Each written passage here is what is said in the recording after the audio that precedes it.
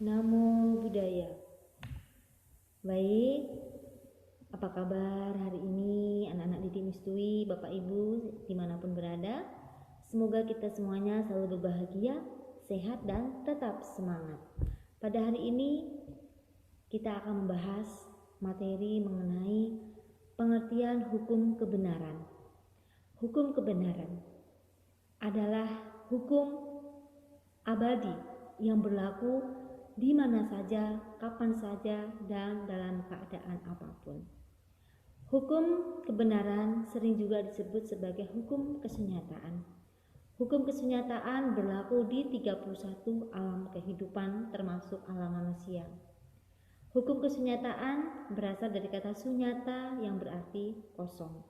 Nah, hukum kebenaran mulia dicontohkan sebagai misalkan orang yang sering melakukan perbuatan baik, pasti dia akan menerima buah kebaikan berupa kebahagiaan.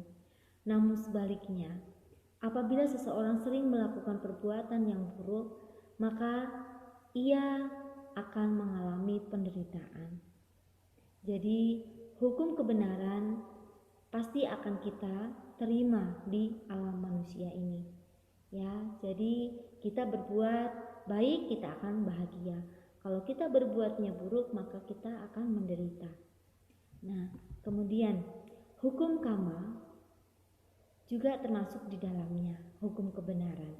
Jadi hukum kebenaran ini tidak memandang status orang. Apakah dia dari orang kaya? Apakah dia dari orang yang kurang mampu? Apakah dia orang yang pandai? Apakah dia dari orang yang kurang pandai?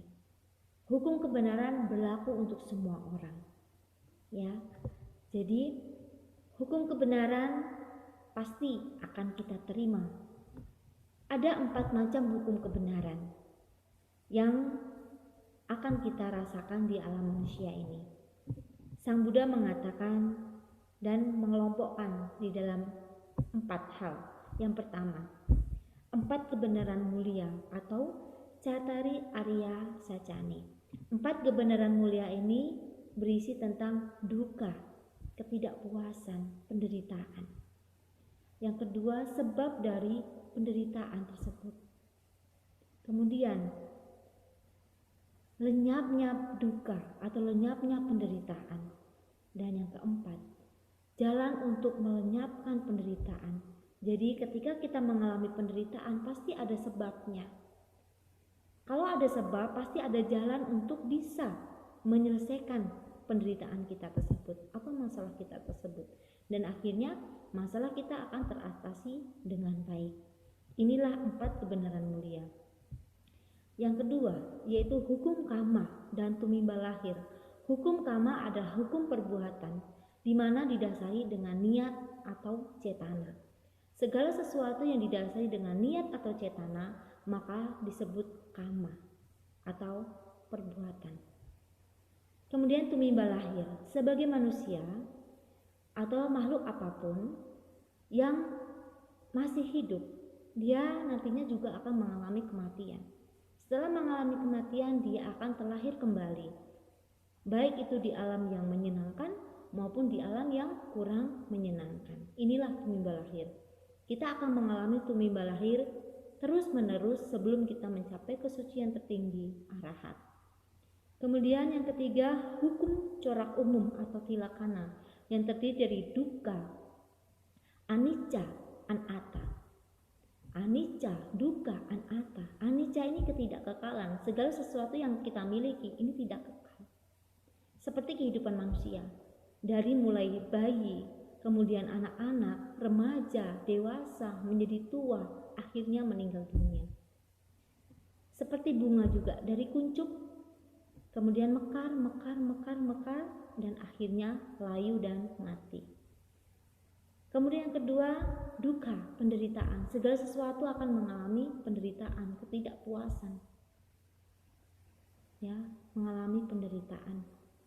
Sakit, tua, meninggal, inilah penderitaan.